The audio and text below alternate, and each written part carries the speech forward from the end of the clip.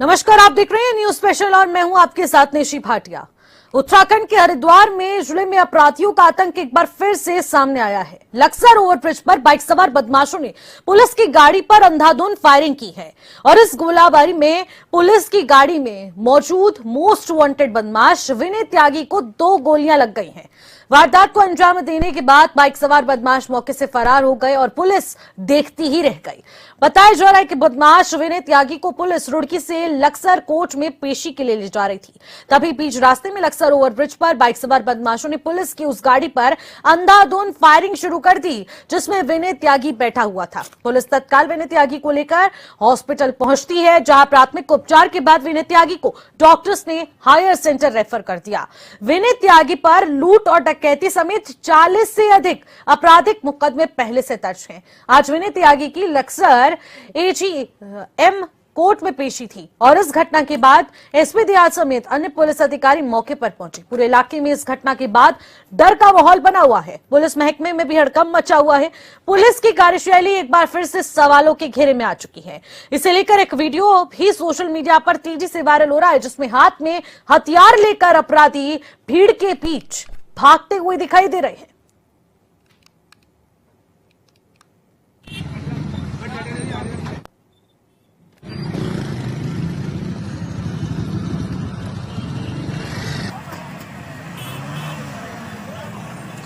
हो रही है ये गाड़ी, देख सकते हैं ये पुलिस की गाड़ी है जिस पर अंधाधुंध फायरिंग की गई।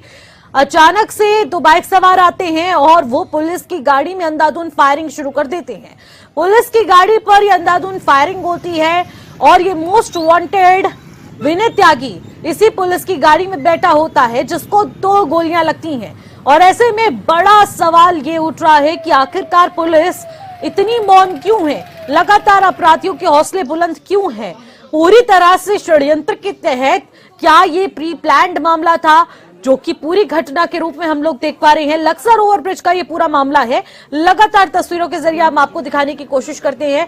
हायर सेंटर रेफर कर दिया है विनय त्यागी को। डॉक्टर्स का कहना है कि उपचार की जरूरत है और उपचार के लिए यहां पर लेकर गए हैं। आपको बता दें, उससे पहले कोर्ट में पेशी के लिए पुलिस की गाड़ी में विनय त्यागी को ले जाया जा रहा था, जिस पर 40 आपराधिक मुकदमे पहले से दर्ज है। और ऐसे में विनय त्यागी पर और वो पूरी गाड़ी पर किस तरीके से अंधाधुंध फायरिंग होती है जिसमें विनय त्यागी को ही 2 गोलियां लगती हैं। तो ऐसे में पुलिस की कार्यशैली पर सवाल उठ रहे हैं कि आखिरकार पुलिस उस वक्त कहां पर मौजूद थी। आखिरकार अंधाधुंध फायरिंग वो भी दिन दिहाड़े कैसे हो सकती है, जब विनय त्यागी जो कि मोस्ट वांटेड यहां पर अपराधी है उसको कोर्ट में पेशी के लिए ले जाया जा रहा था, तो वो सिक्योरिटी उस वक्त कहां पर थी? आखिरकार पुलिस की गाड़ी में मौजूद वो तमाम पुलिसकर्मी उस वक्त कर क्या रहे थे, ये भी बड़ा सवाल उठता है। और बहुत सारे सवाल हैं जो कि इस घटना से जन्म लेते हुए नजर आ रहे हैं। धर्मनगरी हरिद्वार में अपराधी इस कदर अपने हौसले बुलंद कर बैठे हैं कि दिन दिहाड़े पुलिस की गाड़ी पर फायरिंग होती है, जिस गाड़ी में मोस्ट वांटेड अपराधी विनय त्यागी बैठा होता है, जिसको कोर्ट में ले जाया जा रहा था पेशी के लिए, और उसी बीच उसे गोली मारने की कोशिश की जाती है। 2 गोलियां सीधे लगी हैं। अपराधी किस तरीके से अपने हौसले बुलंद करते हुए धर्मनगरी में नजर आ रहे हैं, वो साफ तस्वीरों के जरिए देखा जा सकता है, जो कि इस वक्त सोशल मीडिया पर तेजी से वायरल हो रही है। उत्तराखंड पुलिस और सरकार की कार्यशैली पर सवाल उठ रहे हैं। एक तरफ सरकार का कहना है कि अपराधियों को बख्शा नहीं जाएगा, लेकिन दिन दिहाड़े इसी माहौल में यहां किस तरीके से अपराधी गोलीबारी करते हैं और दिन दिहाड़े पुलिस जीप पर फायरिंग शुरू करते हैं, जिसमें मोस्ट वांटेड अपराधी विनय त्यागी बैठा होता है, जिससे सीधे कोर्ट ले जाया जा रहा था पेशी के लिए। और उसी बीच उस पर ही अंधाधुंध फायरिंग होती है, जिसमें विनय त्यागी को 2 गोलियां लगती हैं। तुरंत पुलिस उसे हायर सेंटर लेकर जाती है, जहां पर डॉक्टर्स उसका उपचार कर रहे हैं। कंडीशन बेहद सीरियस बताई जा रही है, लेकिन फिर भी सवाल यही उठ रहा है कि आखिरकार इस भीड़ के बीच किस तरीके से भागते हुए अपराधी नजर आए। करीब 15-20 मिनट पहले का घटनाक्रम है। वो अभियुक्तों को कोर्ट में पेश किया जा रहा था, तो किसी अज्ञात हमलावरों ने जाम का फायदा उठा करके जो भी समझे उस पर फायर किया है। 2 गोलियां उसको लगी हैं और हाई सेंटर रिफर कर रखा है। बाकी हमारी टीमें लगातार चेकिंग कर रही हैं। जल्दी कौन लोग थे, क्या थे, उस पर हम कार्रवाई करेंगे और जल्दी लोगों को पकड़ लेंगे। सर, ये जिसे गोली लगी ये कौन है? ये आज कोर्ट पे इसकी पेशी थी और हार्डकोर क्रिमिनल बताया जा रहा है, कई सारे मुकदमे उस पे हैं, तो आज पेशी थी उसकी। एक पुलिस का रूटीन वर्क है, तो पुलिस उसको जब पेशी के लिए ला रही थी, रास्ते में उस पे ही अटैक हुआ। नाम क्या सर?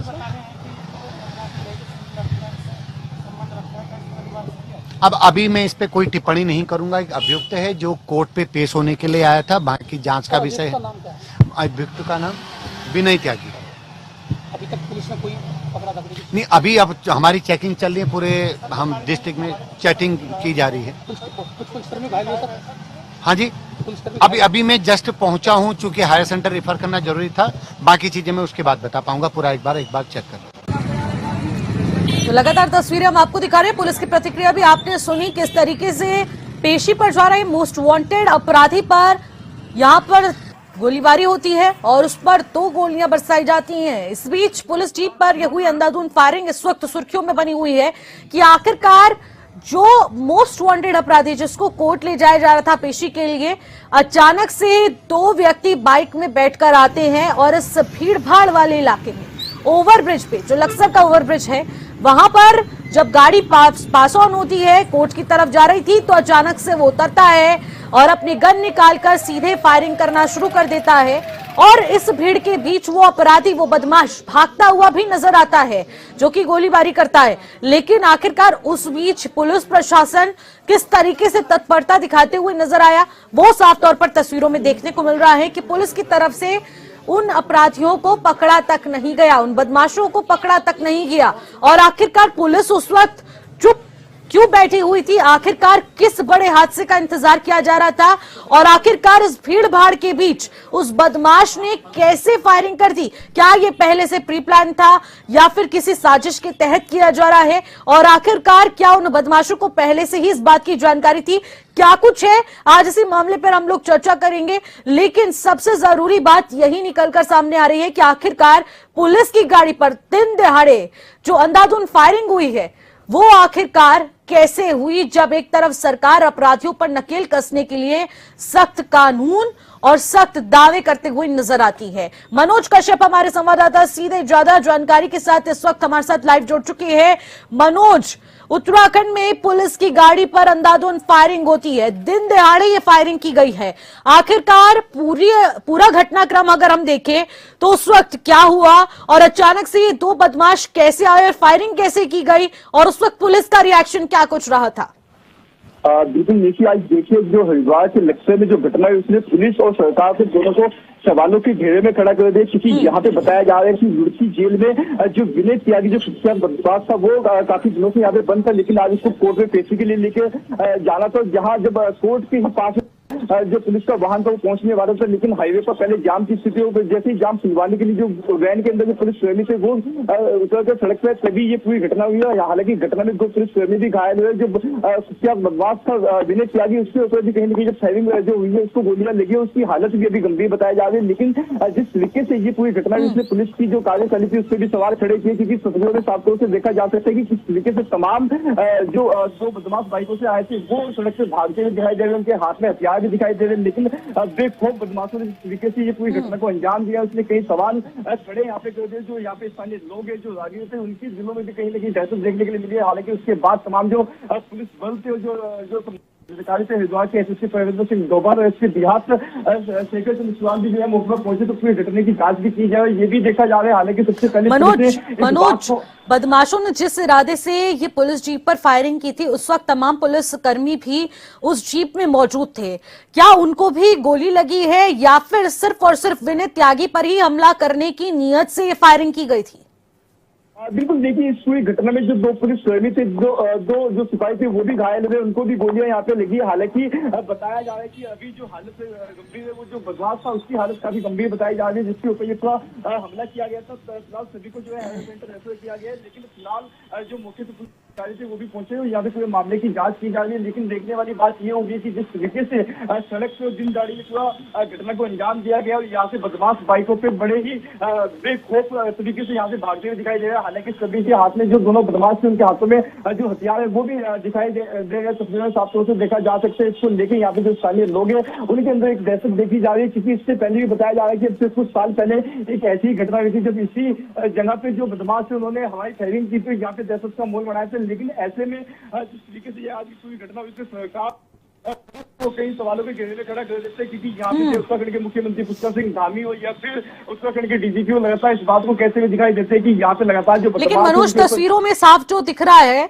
वो यही दिख रहा है कि कितनी इजीली ये बदमाश आते हैं, बंदूक निकालते हैं, सीधे पुलिस जीप पर फायरिंग शुरू कर देते हैं। ये बहुत इजी और टेक्निकल चीज निकलकर सामने आती है कि कितना आसान हो गया है कि दिन दिहाड़े कोई भी बदमाश पुलिस गाड़ी पर इस तरीके से हमला कर सकता है। लेकिन सिक्योरिटी के नाम पर यहां पर जीरो सेफ्टी नजर आई, क्योंकि अगर मोस्ट वांटेड अपराधी को पेशी के लिए ले जाया जा रहा है कोर्ट, तो इस तरीके से क्या सुरक्षा उस मोस्ट वांटेड अपराधी को दी जा रही है, वो भी बहुत सारे सवालों के घेरात में पुलिस प्रशासन की कार्यशैली ला रही है। ठीक है मनोज, आप हमारे साथ बने रहिएगा।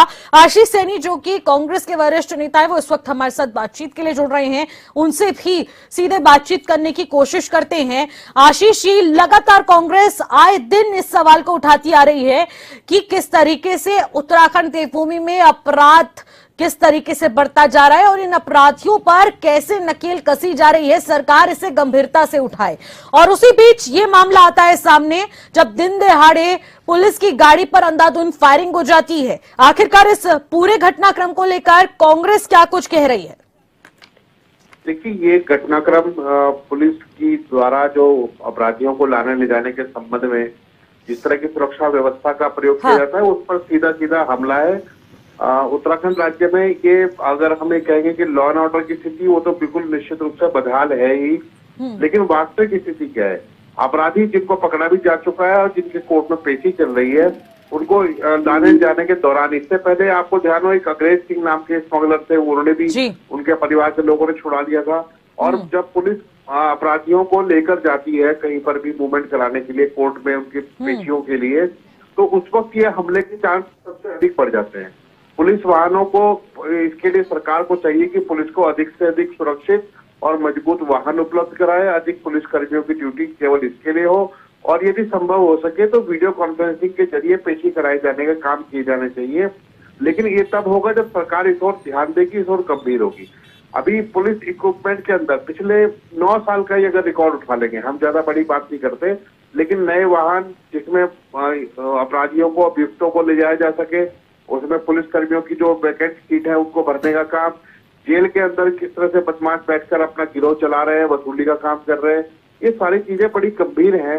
और मुझे नहीं लगता कि उत्तराखंड जैसे छोटे से राज्य में 2, 4, 5 जेलें तो हैं, उनके लिए यदि सरकार एक अच्छा बजट खर्च करे और अच्छी प्लानिंग के साथ काम करे तो इस तरह की जो चूक है, और सीधे सीधे जो कहते हैं कि अगर ये बदमाश कौन होंगे, या तो उस व्यक्ति के विरोधी होंगे जो जिस अभियुक्त को ले जाया जा रहा था, या उसके साथी भी हो सकते हैं। तो दोनों ही परिस्थितियों में ये बड़ा गंभीर है, लेकिन सरकार इसमें ध्यान दे, इसमें बजट खर्च करे और जो आवश्यकताएं पुलिस की है उनको पूरा करने का काम करे, और पुलिस निर्धारित एसओपी का निश्चित रूप से पालन करे। बिल्कुल आशीष जी, यहाँ पर देखिए पुलिस की कार्यशैली पर सवाल भी उठ रहे हैं, तो दूसरी तरफ सरकार की गंभीरता पर भी सवाल उठ रहे हैं कि आखिरकार सरकार इन अपराधियों पर नकेल कसने के लिए किस तरीके से गंभीर काम करती हुई नजर आ रही है। लेकिन जब ये पूरा घटनाक्रम सामने आता है तो दिन दहाड़े जो फायरिंग हुई है वो एक आकर्षण का बिंदु पैदा हो जाता है कि आखिरकार दिन दहाड़े पुलिस जीप पर फायरिंग होती है जिसमें मोस्ट वांटेड अपराधी बैठा होता है विनय त्यागी, और उसको कोर्ट में पेशी के लिए ले जाया जाता है। आखिरकार कांग्रेस इस मुद्दे पर किस तरीके से बैकफायर करती हुई नजर आएगी, क्योंकि लगातार जब सरकार को इस मामले को लेकर अवगत कराया जाता है कि कानून व्यवस्था किस हाल तक बदहाल हो चुकी है, लेकिन उसके बावजूद सरकार का यह दावा है कि अब सरकार गंभीरता के साथ इस विषय पर काम कर रही है और ऐसे अपराधियों को पूरी तरह से जिसे कहेंगे डर के माहौल, डर के साए में रखा जा रहा है कि अपराधी अपराध करने से पहले भी 10 बार सोच रहा है। लेकिन ये घटना क्या है फिर? ये घटना जिस वक्त ये आपने जो वक्तव्य बताए सरकार की तरफ से जो आते हैं, ये कोरे साबित होते हैं। यानी एक फिल्म के कलाकार की तरह वो बड़े बड़े दावे और बड़े बड़े डायलॉग तो पढ़ देंगे। आप पुलिस में सुधार के लिए किस प्रकार के उन्हें इक्विपमेंट की आवश्यकता है, जल पुलिस के लिए क्या आवश्यकता है, या जो जेल पुलिस के लिए क्या आवश्यकता है, इन सबके लिए जो आवश्यकता है, जो देखिए मैंने कहा कि अगर अच्छी क्वालिटी के ट्रक्स प्रोवाइड कराएंगे, अच्छे वाहन उनको उपलब्ध होंगे, अच्छे हथियार उपलब्ध होंगे और पूरा स्टाफ उपलब्ध होगा और स्टाफ अपने समय के अनुसार कार्य करेगा, तो निश्चित रूप से एक मजबूत पुलिस तंत्र दिखाई देगा।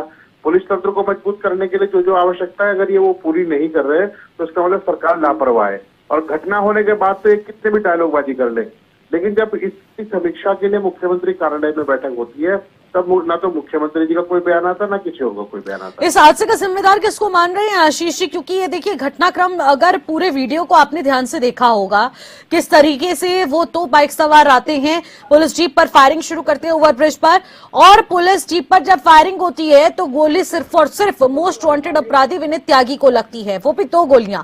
और उसके बाद वहां पर भीड़भाड़ वाला इलाका, वहां से आम लोगों की आवाजाही लगातार हो रही है, वो सब दृश्य देखा जा रहा है और वहां पर ही उसी आवाजाही के बीच वो बदमाश भागते हुए नजर आ रहा है और उसके बाद पुलिस सीधे वहां पर उन्हें देखती देखती रह गई।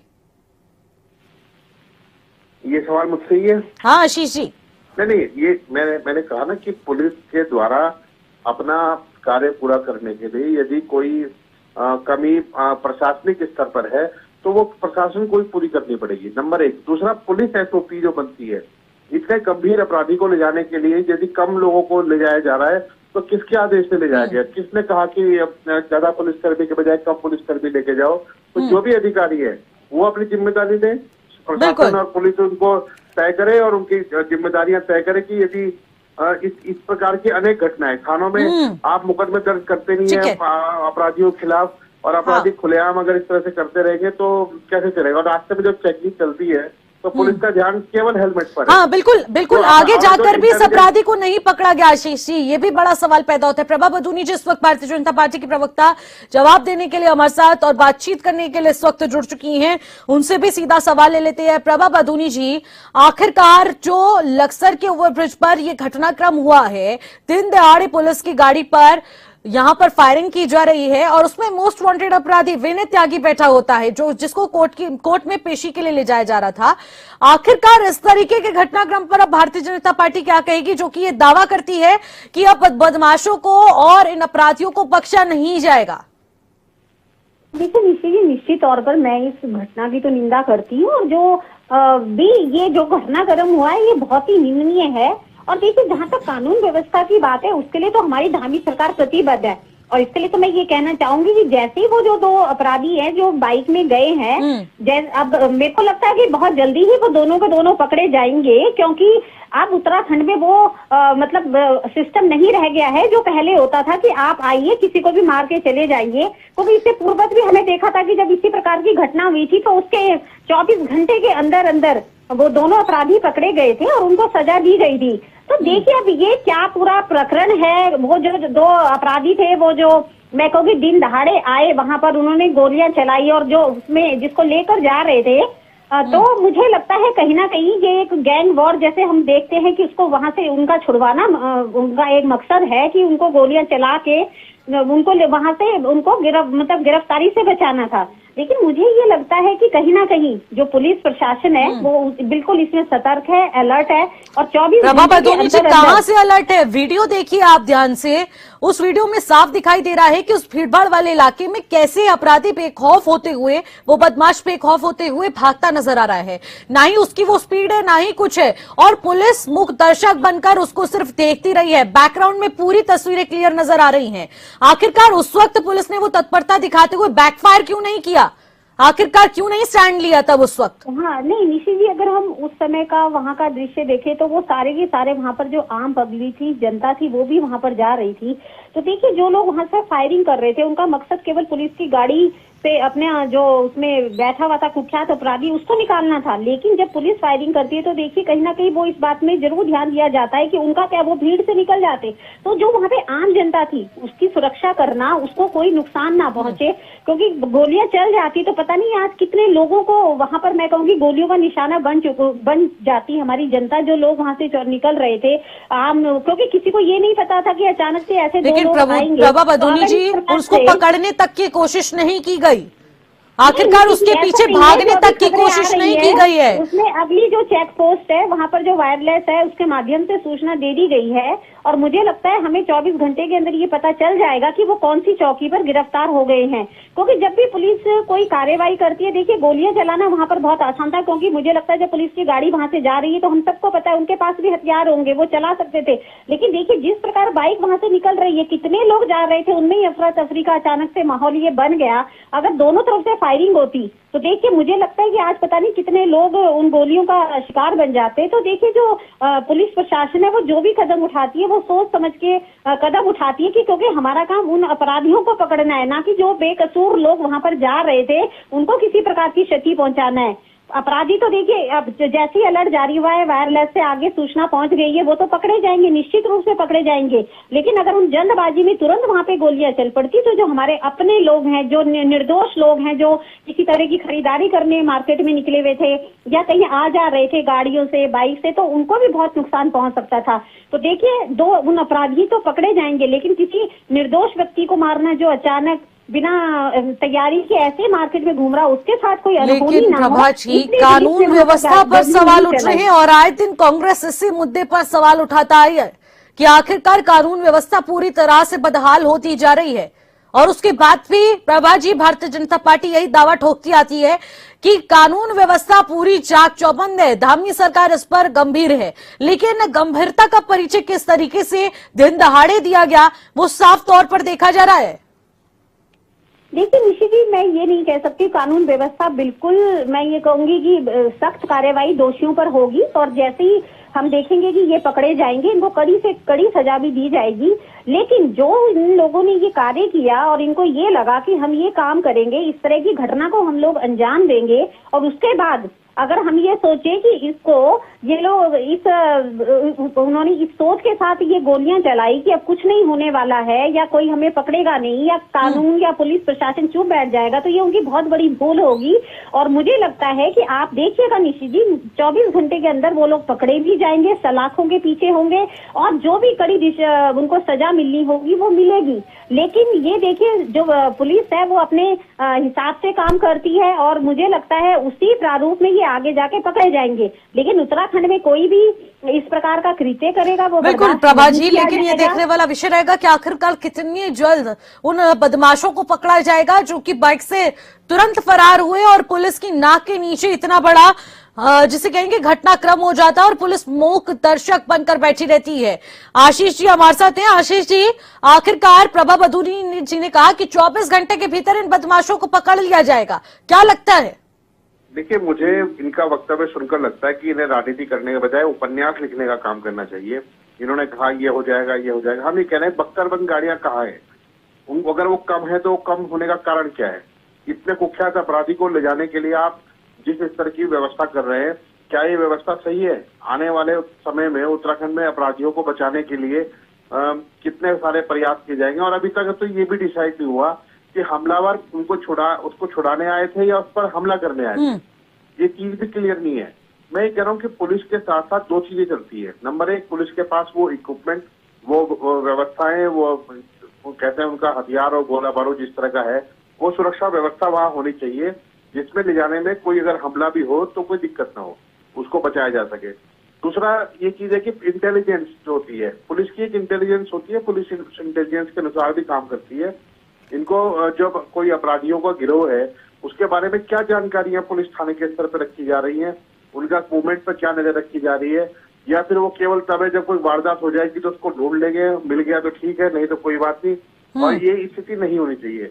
पुलिस इंटेलिजेंस का भी पूरा उपयोग होना चाहिए। अपराधी और अपराधियों के गिरोह के बारे में यदि पुलिस कोई जानकारी नहीं रख पा रही है तो वास्तव में एक गंभीर विषय है। और आप ऐसे पुलिस के अलग अलग विभागों को बनाइए जो कम से कम अपराधियों पर विशेष नियंत्रण रखने का, उनके गैंग पर नियंत्रण रखने का कार्य करे।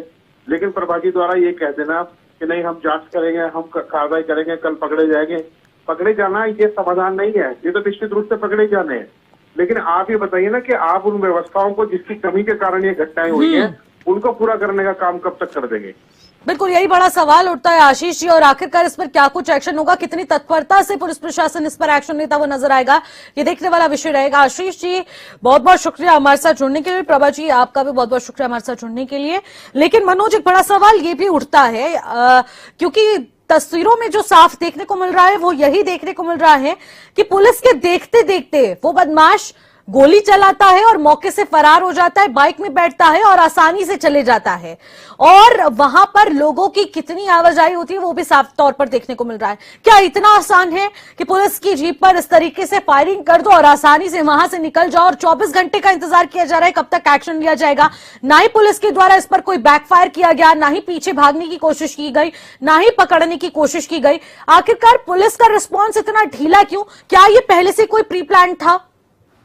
बिल्कुल देखिए सवाल ये खड़े हो गए जिस तरीके से आपने बताया कि यहाँ पे पहले से ये प्लानिंग हो सकती है। हालांकि पुलिस के जो अधिकारी उन्होंने इस बात को प्राथमिकता दी है कि पहले से प्लान किया जा सकता है, क्योंकि यहाँ पे जाम लगा हुआ, तो जैसी गाड़ी वहाँ पे रुकती तभी उससे खड़ी हो जाती है। लेकिन उसके बाद यहाँ पे जब ये पूरी घटना के बाद यहाँ पे जो अधिकारी पहुंचे थे उनका ये कहना था कि पूरे जिले में सघन चेकिंग अभियान चला रहा है। लेकिन फिलहाल मेरी मौजूदगी हरिद्वार के उसी बिहार क्षेत्र में जो गुड़की में आता है, यहाँ का जो प्रशासन का जो पुलिस बल था वो यहाँ पे क्षेत्र में भेजा गया था। यहाँ रुड़की का ये मुख्य चौक हुआ है, जहाँ आप देख सकते हैं कि आपको चारों तरफ देखोगे कि यहाँ से एक मिनट के अंदर सैकड़ों वाहन और बाइक चले जाते हैं, लेकिन यहाँ पे एक भी जो पुलिसकर्मी है वो यहाँ पे तैनात नहीं किया गया। आम दिनों में यहाँ पे पुलिस जरूर होती है, क्योंकि आप देखेंगे कि यहाँ पे पुलिस के ये बैरियर जरूर लगे, लेकिन उनको भी पूरी तरीके से खोला गया। यहाँ पे एक भी ऐसा कोई पुलिसकर्मी, कोई होमगार्ड। लेकिन मनोज इसको लेकर क्या कुछ कोई अपडेट सामने आ रहा है?